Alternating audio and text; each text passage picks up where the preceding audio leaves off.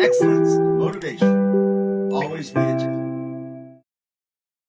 Good afternoon, everybody, or whatever time of day it is that you are coming on to listen to the Great Employees Matter weekly podcast, the podcast that focuses on employees and making them better employees to be accountable to themselves, for themselves, so that in turn they are better for their employer. And we also work with employers to understand that their biggest asset, their best asset, their most valuable asset is their employees. And so they need to go out of their way to take care of their employees, to communicate effectively, to give the right direction, to give the right feedback. And that's what we do. So today we are, rather than having a guest, we are 1 year in. And we're just a couple weeks short of our 1 year anniversary. So we thought we'd do a little bit of a restart and reintroduce everyone to Great Employees Matter. When we first started this, Lloyd had not yet joined the team. And so this way we get to do a little bit of an introduction of each of us and let you learn about Great Employees Matter. So with that, I'm going to turn it over to Koby. He can get us started and we're ready to rock and roll. As you know, Jimmy, I always like to start off by saying welcome. Thank you for joining us today. This is our second season. We're going to put it like that. You know, we're very authentic. And so, you know, we went through a lot of challenges, been going through a lot of challenges. I think we got them nailed as far as being able to have great guests, great audio, and a good system to be able to help out both great employees and great employers. So make sure you like, subscribe, and please share if you like the content. And then we're going to get right into it. I want to recognize our main sponsor for the show. And our main sponsor is Podcast Excellence Academy. And they're the official podcaster for our company. And whether you're just starting or ready to monetize, we've got the tools and the tribe to help you succeed. So you can check them out at podcastexcellenceacademy.com, or you can go ahead and take out your phone and you can go ahead and hit that QR code and it'll take you straight to our community. It's a one-time lifetime fee of $20. We have courses in there. We're going to be doing weekly motivations in there, weekly communications, and weekly coaching, and that whole 9 yards. And with that, I want to go ahead and get started and say, hey, Jimmy, we're going to start with you, man. Both Lloyd and I talked about this a little bit, and we're trying to figure out, why did you actually create Great Employees Matter? Well, it's a long story. I'll try and give it an abbreviated version. I guess, the Reader's Digest is I ended up retiring at the ripe age of 60 plus, somewhere between 65 and 67. It took me a little while to retire. I retired. I spent a few months trying to enjoy life and realized I was bored in retirement. I decided that I wanted to become a business coach. And so I went and did some training. I received my certificate. And while I was at the certification ceremony, I guess, that final week where you had to present your final work to verify and validate that you had the equipment, you had the tools, you had the skill set to actually be an effective business coach, I was sitting there, well, what am I going to do with my business coaching? And came up with this concept of the thing that has really driven me throughout my life, which is making sure that companies understood that their employees were very, very valuable assets. In fact, I would argue that they're the most valuable asset that any company has. If you have good employees, the good employees will take care of the company, they'll take care of the customers, they'll take care of each other, and the company will thrive from that. So that's how I got the initial idea of coming up with Great Employees Matter. In my journey, I've worked for many different companies, and some of them were great companies that had great employees, and typically they would have great employees because they were great companies, because they knew how to take care of their employees. And hey, I'm going to interject in there because you you've given a good example of why you created it, but I want the people to know a little bit more about you. So let's go one section at a time, and I'm going to ask you where are you from? Where are you from? I was born in Okinawa, came to the United States when I was 7. I came for a very short period when I was 4, went back to Okinawa, came back when I was 7. And my mom is Okinawan. And for those that aren't familiar, Japanese. Okinawan is a small island south of Japan. And she met a serviceman who ended up, a man in the Army, who ended up being my father, who I never met. And then met my stepfather, who I thought was my father until I was almost 14. When I found out that he wasn't my father, it was kind of a life-changing experience. Okay. And so born and grew up in Okinawa, and you also came out here to Las Vegas. I did. My father, I still refer to him as my father. My father was in the Air Force, and so we were stationed here at Nellis Air Force Base in Las Vegas. Okay, and tell me about your early school years here. How did that pan out for you here? Well, I went to school on base, so it was I wouldn't say it was military education, but it was structured education. I was fortunate to have been a very good student. I think coming from Okinawa, having met my father, my parents having met, my father was undereducated. Both my natural father, my first stepfather, my second stepfather, none of them passed further than the 8th grade. And my father, Reg Bingham, who raised me, knew the value of education because he didn't have one. And it was really important for him to educate me. And so one of the first things that he did when we came to the United States was subscribe to Reader's Digest. And that's how I learned the language. I was very committed to, we were both very committed to going through the Reader's Digest every month and going through each of the episodes, each of the chapters. And that's how I learned. Nice. And so you got your education really good, but you went pretty far. I'm only asking these questions because I'm trying to paint a picture of who you are so that the audience understands the value that you bring to everybody that surrounds you. But you went to college. I know you went to USC. Tell me a little bit about that journey and what took you out of that and into employment. I'll go back a little bit. In high school, I was a bit of a nerd. I spent most of my high school career, but certainly the last 2 years, I spent more time working than I did going to school. I had arranged that with the school because of my parents' divorce. I was thrown into the situation of being head of the household because my mom did not speak English very well. And so I had the responsibility of taking care of the family. And I got disgruntled with it pretty early. My parents divorced when I was 12. By the time I was 14, I decided that I needed to get away. I told my mom that I was going to go live with my dad. I told my dad that I was still living with my mom. And throughout my high school career, that's what they thought. And I'd actually gone out and got an apartment. I worked for a company, and then I started my own company. I started a janitorial service and picked up Hertz and Avis at McCarran Airport. And what age was that? 14. At 14, you picked up 2 accounts for janitorial at age 14. And you lived on your own. Right. Incredible. Okay. But back to the academic journey. Again, I was a pretty good student. I was always a bit of an entrepreneur, as is evidenced by starting that janitorial company. But in going to school, I also made some money on the side by doing homework for other people, for other students, and got a bit of a reputation for doing that. Hey, man, I'm not going to bring up no stereotypes.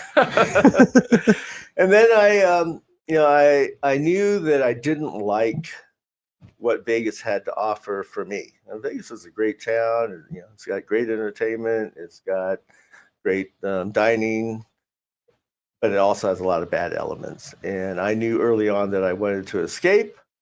So I, along with 27 or 26 other students, or 27 of us, that kind of hung with each other, if you will. We're both we're all nerdy types, and we all applied to Stanford and to USC just kind of as a game. And most of the guys went to Stanford, and most of the ladies, most of the young women went to USC. I didn't visit either campus. I really didn't have a very good idea about what college was all about. So I chose USC because that's where the odds were stacked in my favor. All the women were going there. Yeah, I'm not gonna put my comments on there. I'm actually gonna defer over to Lloyd and quit taking up so much, because I have so much that I want to ask you about your previous journey, but we don't have all day. And then I want to also get into your experience as a leader, and I'm gonna let Lloyd take over from there. Lloyd. Oh, sir. I was liking it when you were explaining, because I figured the longer you went, the less I was on the hook. So let's continue to talk about you. I like to say that I was born at a very early age. What do you think were some of the greatest influences in your life? And perhaps you could talk about that in the context of those particular principles which you hold dearest. What's most important to you? I think there are several of them. One was my father. Again, he was committed to my education. He wanted me to do better than he had, and he knew how much he had lost by not being educated. So that was really, really important to him, and that stuck to me. The second thing is, while I was at the Air Force Base, I found religion. Neither of my parents are religious. My mom was raised Shinto, which is more of a culture than a religion, and also had Buddhist influences. So she had that background. My father was Catholic, but he never, in his adult life, didn't attend church and didn't introduce me to church. So I found out on my own. There was a chapel on the Air Force Base, and they had a Catholic priest and a Protestant preacher and a Jewish rabbi. And I attended all the services, as many as I could, because I was just curious. I just wanted to learn. But through that, I think that I developed a servant mentality. I've always referred to myself as having a servant mentality. I enjoy helping others. I enjoy lifting people up. I enjoy rooting for the underdog, all that sort of stuff. And so those principles, I think, stuck with me and put me on my journey of making sure that everybody around me benefited from what I could do to help them. I know that rooting for the underdog explains your love for the Dallas Cowboys, but I promise I won't go there. Yeah, you did. It's interesting to me because you are a dichotomy of structure and self-preservation and your own ambition, if you will. From the structure side, you grew up in a military life, even though you yourself weren't in the military, and grew up in that atmosphere. You then went ahead, and I know that you were in sales for many years for a lot of your corporate experience. And I know that in sales, you have to take orders from everybody.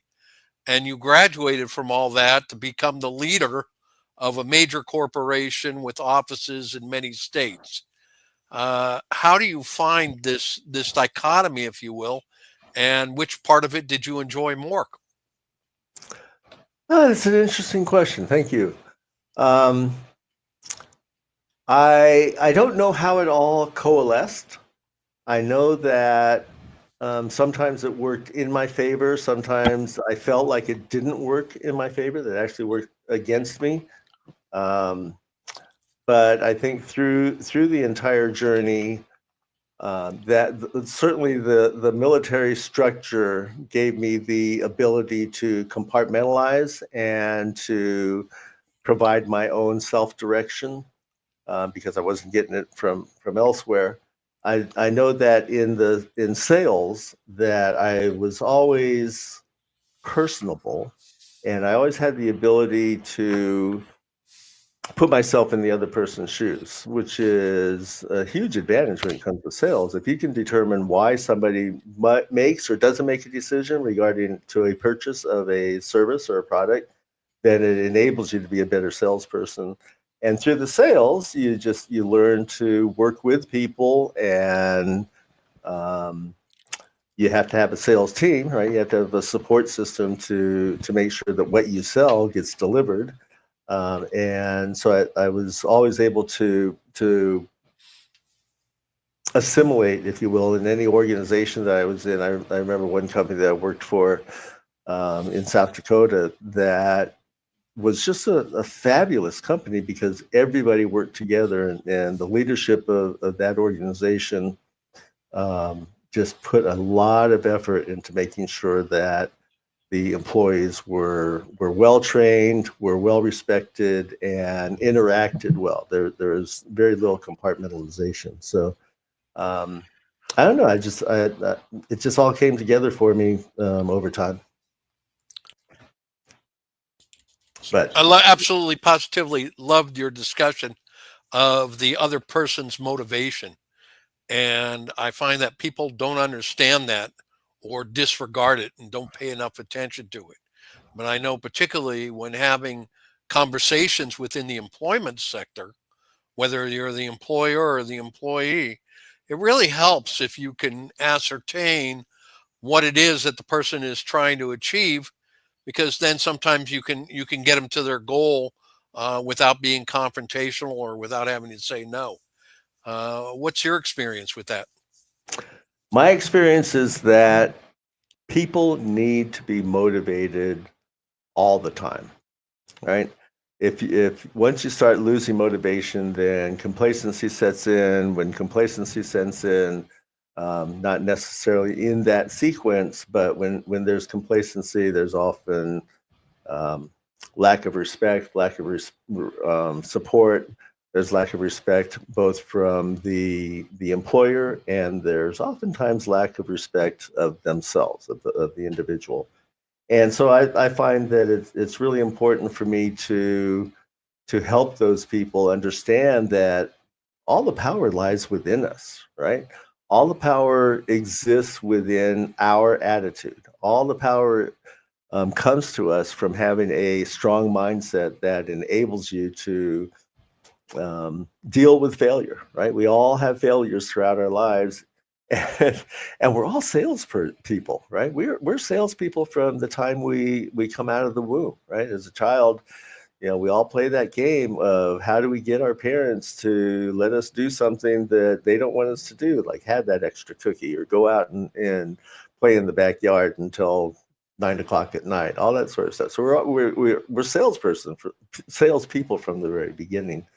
And I just think it's very important to recognize in others that a little bit of guidance, a little bit of a positive push, a consistent positive attitude goes a long way towards pulling people along. If you are helping somebody up a hill, that really means that you're going up the hill as well. You're climbing up the hill as you're pulling people along or pushing people up. So I just enjoy helping people out. So, but that's probably enough about me. I mean, there are three of us here, and I think I should be asking the same questions of you guys.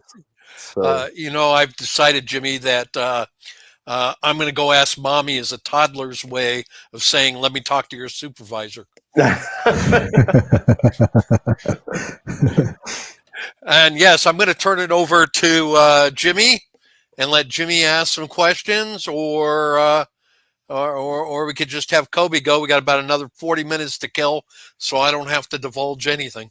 Well, I will say that you don't really have to worry about the time frame because I have plenty of stuff that we got to get into once we get past us. So we got content. So Jimmy, Well, why don't you kick it off? You said you had some other questions. Kick it off. Well, let me start with. I'm going to start with Lloyd. I think originally I was thinking I was going to ask you questions first, Koby, but I'm going to start with Lloyd because I know him for a longer period of time. And you're just afraid of me. That's all. I am afraid of you. I'm terrified of you. So Lloyd, let's talk about your journey. Your journey to me is very interesting. I knew your father. I came to meet and love your mother, and I can see how they contributed to your growth, both your and your sister's growth, and made you as committed as you are, similar to me, to helping other people out. So why don't you tell us a little bit about your journey, where you grew up, and we'll talk about your post high school education because I found that to be pretty interesting too. So, I was born in New York.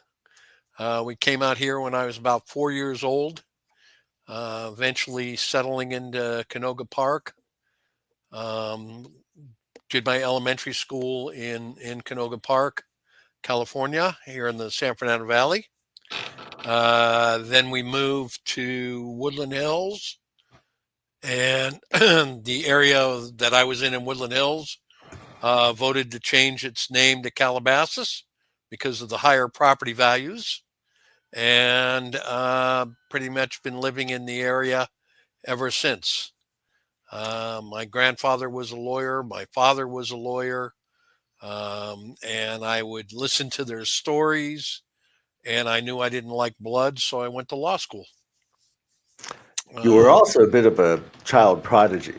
So why don't you talk a little bit, if you don't mind, about how advanced you were in school, how early it was that you went to college, and kind of the struggles that you went through, because I think that helped build a lot of your character.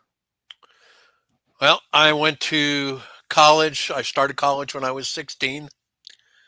And like you, I had never visited the college before I went there. I only knew two things. I wanted to go far enough away from the house so that my parents couldn't just drop by on a weekend, and also knew that I wanted to experience some other parts of the country. So I can't imagine why on earth a boy from warm Southern California chose to go to school in Wisconsin. But I did my first 2 years in Wisconsin. I remember calling home my mother my freshman year, September 1st, and telling her that there was snow on the ground. And that scared me to death. Could only stomach it for 2 years, and did my last 2 years at Emory in Atlanta. Graduated from Emory in 1978, and took 2 years off to drive a truck and have some fun, and then went to law school in 1980 and graduated in 83. So what challenges influenced, what challenges did you have to deal with, and how did your youth impact your growth? Well, it's funny that you should put it that way. There were a couple of challenges that I had to deal with. My mother was a teacher at the school where I went, and in particular high school. And so all of my friends that had come over to the house for sleepovers and, to parties and all the stuff that kids do, my mom knew them all personally. And she taught the honors English class at the high school. So when it came time for English, it was me and all my friends that had my mother for a teacher. And then you combine that with the fact that I was ahead a few years. It meant I was smaller and not as athletic. And when you're a young boy and you're always chosen last in every sport, or can't keep up with what the other kids can do, especially the difference when you're 8 and everybody else is 10, or when you're 12 and everybody else is 14. Uh, Nowadays at our age, Jimmy, those 2 years really don't make a big difference. But back then it did, and so it helped me develop a thick skin, which is useful for being a litigator and going to court. I tell everybody that being a litigator is a lot like the coach on a professional sports team. If you win, it's no big deal. You should have won anyways. And if you lose, it's the coach's fault. So, uh, it's the same attitude. Yeah. I'm sure, Koby, you have some questions for Lloyd. Yeah, actually, I do have a few questions. Lloyd, you've been on both sides of the coin as an employer and an employee, an employer, mentor to many. What do you think is one of the main reasons why an employer's relationship is important in the job that we're doing as far as being able to facilitate great employees? Yeah, that's the age-old question. There are basically two schools of thought, and I've often joked about it, and we have spoken about it. My father was of the old school of thought, which was, don't let the door hit you in the butt on the way out. Yeah, It's familiar my with it. way. It's my way or the highway. You know, uh, and my father was very much that school of thought. And since we were in practice together, our schools of thought would often conflict because I came from an environment. The guy that owned our trucking company that I worked for was the nicest, kindest guy ever to his employees. And he got more out of his employees than anybody else. So I actually turned to some scientific studies to see which was a better mechanism for succeeding. And not surprising, there are some studies that say that the hard ass way is actually good. But what they found was that was producing short term results. You could get more out of your employees in the short term. But for long term, if you were interested in retaining your employees and keeping them and getting them to help you, you saw much better long term results with the nicer approach. Okay. And so that was the approach that I tried. And I think you have to go with what your personality is. That always served me well. Okay. And you play a very significant role on our show and on our in our environment and in our company, mainly keeping us accountable and getting on our case about a lot of stuff. You would think, right? You're on our case about a lot of necessary things that need to take place. So I want to ask you, as being a lawyer, starting a company like this, and going on this journey with us, what have you picked up as far as the last 6 months of us putting this together, as far as being a gym yourself? Um, well, there's two things. Number one, as a lawyer, lawyers always have to think worst case scenario, and especially a litigator like I was, always had to think about what happens if I slam down the phone and say, "Well, I'll see you in court." If everything goes well and everybody does whatever it is they're doing and the business is successful, nobody goes running to their lawyer. They only go running to their lawyer if the business doesn't do well. Otherwise, you set up some formation documents and plan on what you're going to do. As long as everybody adheres to the plan, there's no reason to. So, by nature, I'm trained to think about what happens if things go wrong and to do my best to make sure that everybody gets things going right. And I do have to look at that in regards to what we do, how we act, and what the story is. And I'm happy because when you're dealing with intelligent people, and when you're dealing with people who are professional, and both you and Jimmy are extremely professional, and have the resumes and credentials behind you to document that and prove it, you can learn everything. And as for me, my kids will tell you that the reason law was easy for me was because I became a lawyer. There were only 10 laws and they were written on 2 tablets. And The Ten Commandments. Okay, I got you. I follow you. and therefore, needless to say, with that kind of background, I was very, very much an expert on podcasting, having known absolutely nothing about it. And since then, I've been able to take what the two of you have taught me. I did have a background in the recording industry. In college, I was a DJ on a station with 100,000 watts of power, and I was also the operations officer for the radio station. Give a plug to WLFM. 100,000 watts of power, only station on the air past midnight in Wisconsin. Boy, Nice. somebody had to keep those cows entertained. Jimmy. Well, I think now is an appropriate time to turn the camera on to you, Koby. You are, I would argue, the most interesting of the three of us with regard to background. I have come to learn a lot about you.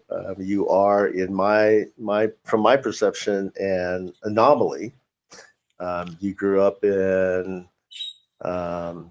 Actually, you grew up in a decent neighborhood, but you were raised in rough environs, and some of your friends have pretty rough backgrounds, and yet you were able to assimilate in there and yet move on.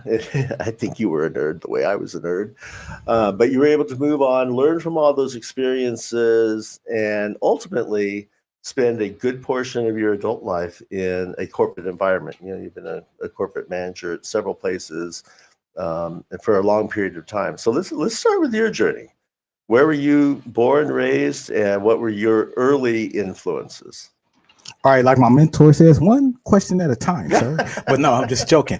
But I want to first start off by saying, I don't know if I can keep up with a child prodigy and a kid who started 2 companies at 14, but I appreciate that compliment, right? But I think that, well, I'm gonna just start. I was born in Culver City, LA, and then I grew up there. I left out of there at 6th grade.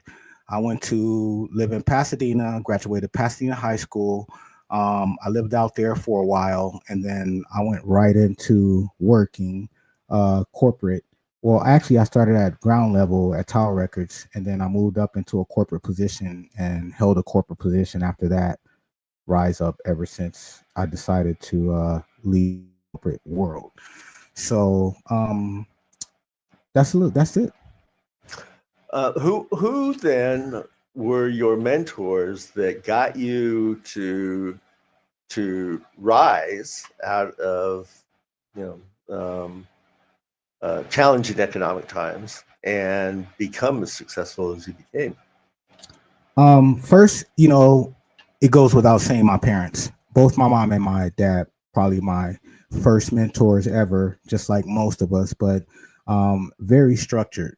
But if you want to go into the professional world and outside of the educational world, my mentorship started in working at one of the first jobs that I was able to land at Tower Records, and I met a guy by the name of Kevin Carter, and he pretty much started my whole, or opened up the whole world of mentorship.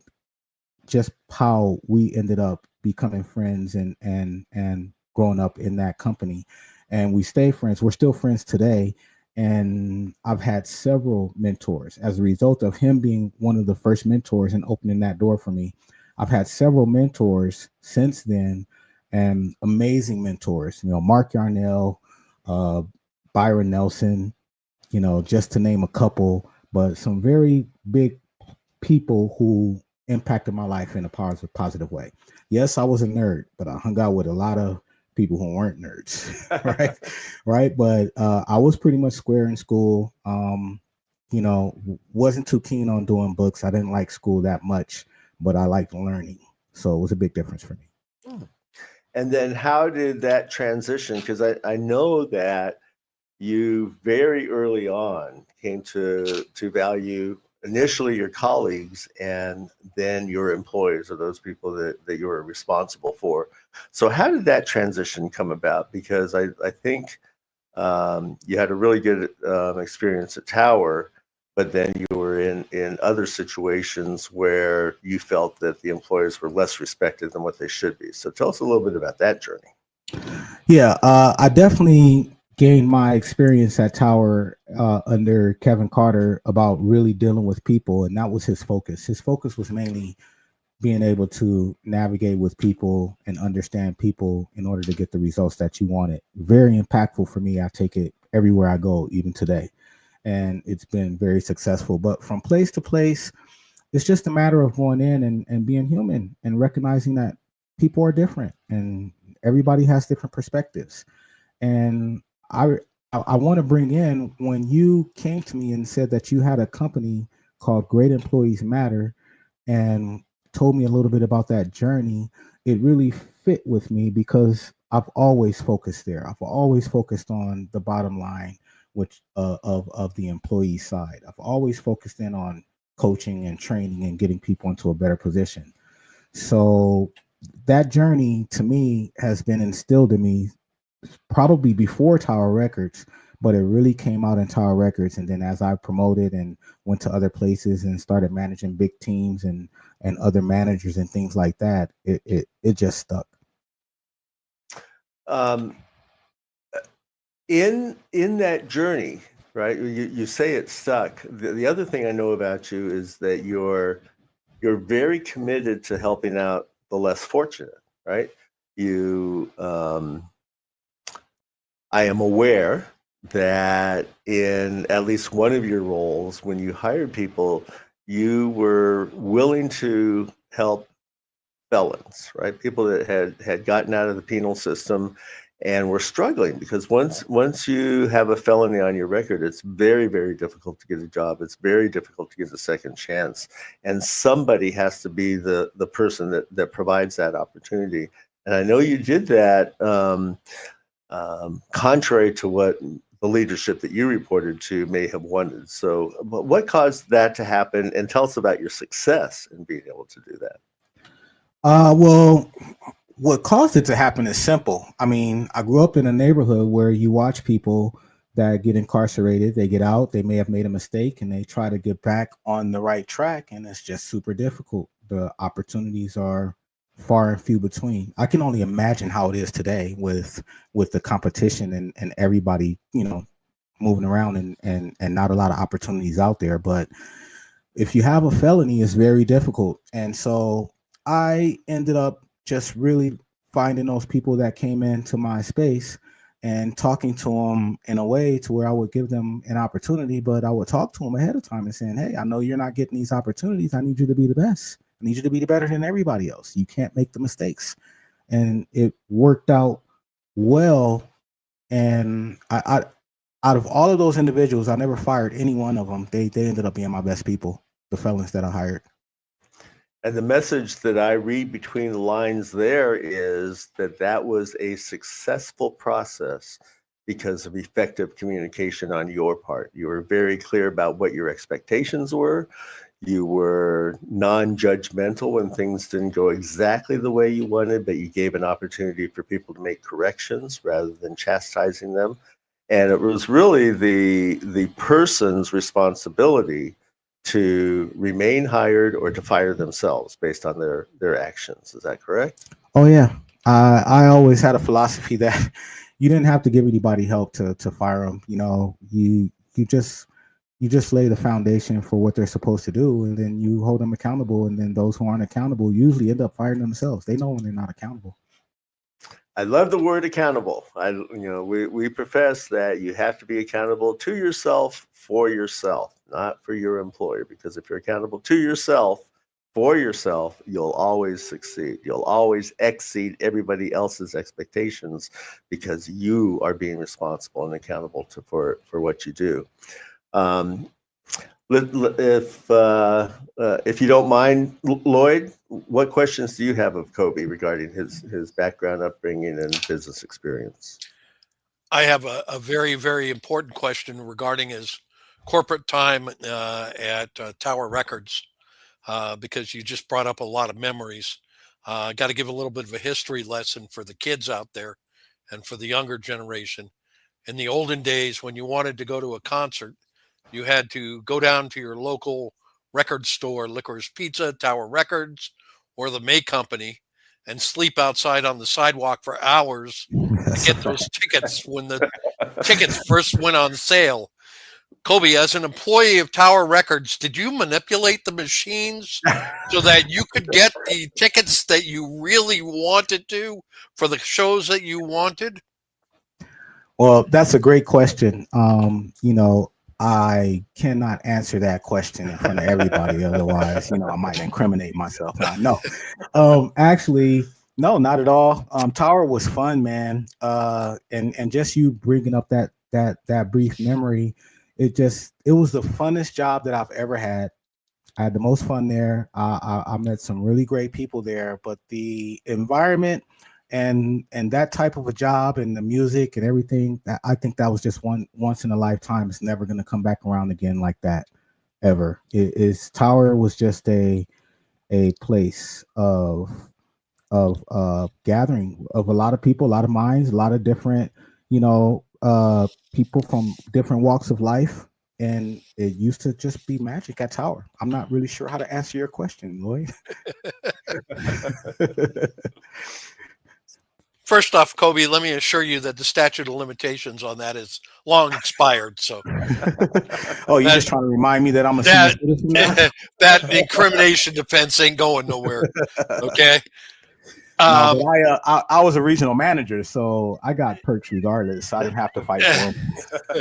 Because it's funny because almost by analogy, we talk about how a lot of the things are similar between the employees and the employers, but seriously, on that particular issue, we're talking about from two different sides, right? You were the seller, and I was the consumer.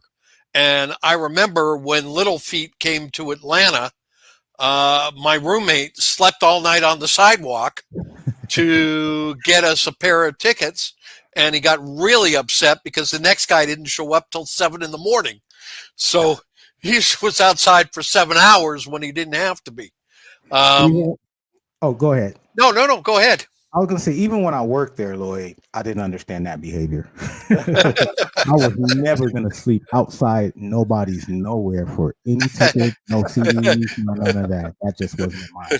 That wasn't Please understand, the story doesn't go me and my roommate. I said my roommate went down there.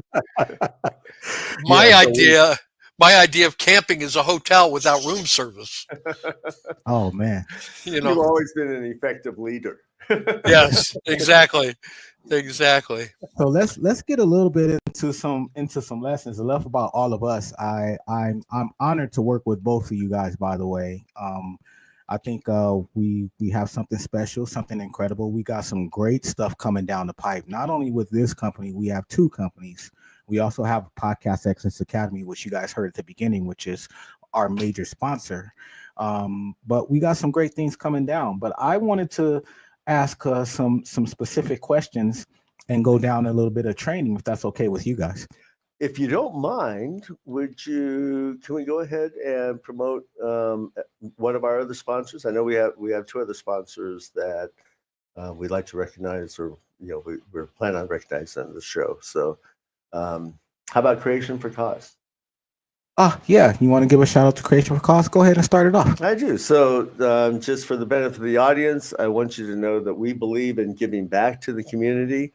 We have been very, very fortunate in aligning with a company called Creation for Cause. And Creation for Cause is all about helping other people. They have a couple of primary missions. One is on a very grand scale. Their intent is to end homelessness here in Las Vegas. And if they can do it here, then we can do it anywhere. So they have a variety of programs that help the homeless, that teach people like us what homelessness is all about, and give us a different perspective of how people fall into homelessness and how they can crawl out of homelessness. So they've got some great programs, and what they do is, there are many, many organizations that try and help others. And so Creation for Cause becomes the trunk of the tree of life that takes all those organizations and consolidates their efforts so that they provide services to the people that they want to help, and that they in tandem go and seek grant money or contributions to help their causes. So Creation for Cause is a great, great organization. The leaders of that organization, Anise Labrum and Mike Trubo, are just phenomenal people. And so we'd like to give a shout out to them and our relationship with them. The other thing that they do is they're all about inclusion. They work with groups like Best Buddies, which takes IDD people, both youngsters into adulthood, so people with intellectual developmental disadvantages, and help them assimilate, but more importantly, help the general public assimilate them into their lives. So thank you, Creation for Cause, for being affiliated with us, and we're very excited to work with you and for what the next what both of our futures look for us. And just to add to that, we're going to do a lot with Creation for Cause and being able to help the community. It's somewhere I love being at that position of helping the community and grow. We've reached out to, they've helped us reach out to the education department, where we got a program that's going to be going on with the youth there. We'll tell you a little bit more about that. But yeah, Creation for Cause, follow them on social media and support. Great. So back to you, Koby. Yeah, I actually just have, I want to start it off with, I broke it down into a couple of segments. First segment is the ripple effect of a great employee. And I want to start by asking you, Jimmy and Lloyd, whoever wants to answer, how one great employee can affect an entire team or an entire, company. I'm going to jump on that, Lloyd. I'm actually going to go back to the concept and issue of motivation, right? We are strong motivators. We believe in motivating people to always excel and be themselves. People often say that motivation just doesn't last. And our position is, well, neither does bathing, right? But you still recommend that you bathe daily, and therefore we recommend that you motivate people daily. I think I heard that before by Zig. I think that's Zig Ziglar. That is a Zig. Okay. Yeah. And it's really important, because if you can effectively motivate somebody to be their best, then they end up becoming leaders by example to everybody else that surrounds them, or that they impact on a daily basis. So we believe that motivation is crucial to that development of the employee. Did that answer your question? I think I fell a little bit off base. No, it does. But I think that motivation is important, and, but it's our job to inspire people. I think you motivate yourself. I don't think you can be outside motivated. You can be inspired to be motivated, right? But you have to be on the inside. You have to be able to have that conversation with yourself to get yourself in action. And Lloyd, what do we do to help people become motivated? What do we do to inspire them so that they understand that all the power rests within them? Well, I believe that you hit the nail on the head when you gave the analogy. I think if my employer bathed me, I'd be a lot more motivated. Yeah, no, it's in a lot of ways, you're both saying the same thing. Inspiration is motivation. That's where it comes from. And when your employees are motivated, and it is contagious, it rubs off on the other people. Conversely, and it's much worse the other way. The completely unmotivated person can demoralize a whole department, and can do that quickly. So I think that is one of the situations where not only do you get the positive from being motivated, but also the converse is very destructive. Yeah, Jimmy, can you tell us the ways that you know that we can help employees and employers become better? What are the things that we do to help employees and employers? We do several things. One is mindset adjustment, right? Teaching them that they do have the power within. Teaching them that positivity far out exceeds negativity. Negativity. If you're positive, positive attracts positive. Negative attracts negative. So why does anybody want to live in a world where they're constantly negative? Because all they're going to be surrounded by is negative influence and negative people. Whereas if we can teach people the power and the value of being positive, they can see the benefit of that almost immediately. It just makes them feel good if you're thinking positive thoughts. So we do a lot of that. We do a lot of skill set training and teaching people how to go above and beyond. We talk about rising from average to great, and it's really a very almost painless sometimes journey, because just applying yourself and having that mindset that you want to be the best person that you can be, you want to be the best employee that you can be. How do you do that? You do that little bit of extra stuff, right? When other employees are refusing to do something because it's not my job, or I don't get paid enough to do this, or whatever that negative attitude is, if you can turn that around and say, well, I'm going to do this because it's the right thing to do. And if you do that, then your colleagues are going to recognize that. Your employer is going to recognize that. The employer will acknowledge that, whether it be a pat on the back or an increase in compensation or an elevation of status, moving you up the management ranks. Everybody else sees that as well. And you become an inspiration to everybody that surrounds you. So at Great Employees Matter, we teach people how to recognize those opportunities, how to employ them for themselves, and then therefore everybody rises and benefits from that. I love it. I'm gonna start. I'm gonna start my final thoughts right now, since we only have a few minutes left, and I'm probably gonna have to jump off just a little bit early, Jimmy, because I got another conference call right after this.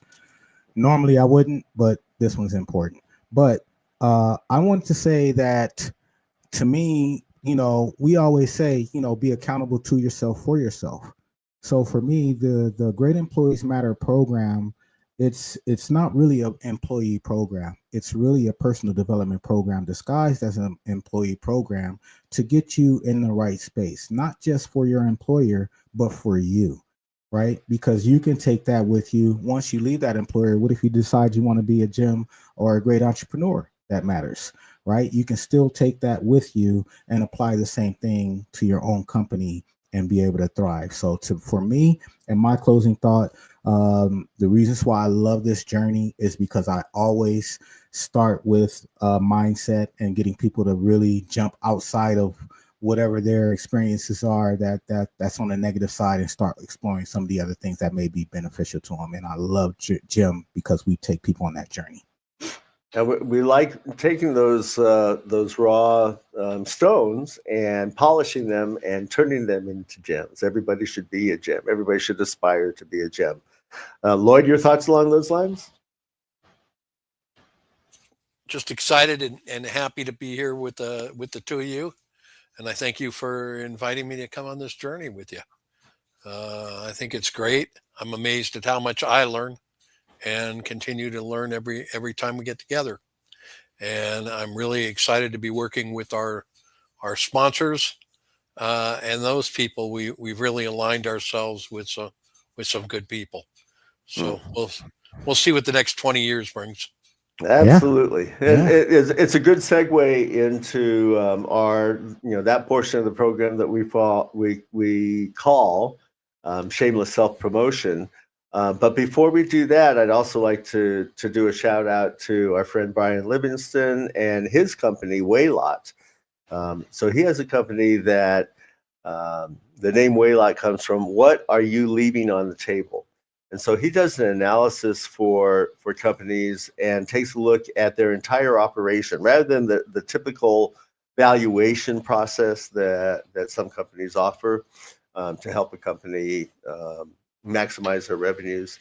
A Waylot goes through and gets down into the nitty gritty and takes a look at everything, including your website. Is your website designed properly? Takes a look at your finances, how you manage them. Takes a look at your employees. Takes a look at your investments, and identifies a bunch of areas where you, as a company, you as a business owner, can avail yourself of additional revenues just by minor tweaks in your internal process. So thank you to Waylot for being another sponsor of ours. And as far as shameless self-promotion, yeah, I'll have Koby go ahead and do his piece. But we're really good at helping companies and helping employees become better. We have one customer that asked us. They had a situation where they had managers that were kind of afraid to make decisions, and so they asked us to devise a program for them that we ended up calling the Figure It Out Factor, and went and trained those people. So we have a bunch of courses. We have books that we've authored. We have online courses that you can view in our community. You can go to our website and take advantage of some of those. You can join the community and take advantage of a lot more of those. We have signature programs that you can avail yourself of. So Koby, if you want to walk us through that process. Yeah, I'm going to be brief on this one because I don't think that we have everything up that's necessary for us to be able to focus on that. But Podcast Excellence Academy is our sponsor, our major sponsor for Jim, and we run everything through there. But right now, we coach, we train, we teach people in there, we grow in there. There's all types of leaders in there to be able to help you build your podcast and get into a better place. Now, for coaching and personal development, we're developing the Jim program right now, and I'll leave a link inside of the description of this video once we take it down so that people can join if you want. So just come back, make sure you click on the link, and then you'll be able to come into that community. Don't know for how long, but right now I'm going to leave that open for free so you can join right now to help us build and grow. But that's also going to go to a $20 a month eventually price point. The one you see on the screen now, Podcast Excellence Academy, great lifetime right now, $20. It's a steal. That's going to be super impactful, and that will eventually go to monthly.